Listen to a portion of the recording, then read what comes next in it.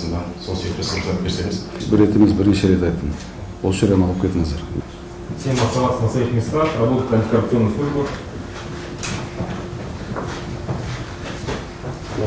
Азат Мухтарович выйдет. Меня зовут Викмурат Кузбаев. Руководитель следственного управления. Вам необходимо с нами проследовать для проведения следственных действий в рамках возложенного вам дела. Имеет соответствующее постановление. Ребят,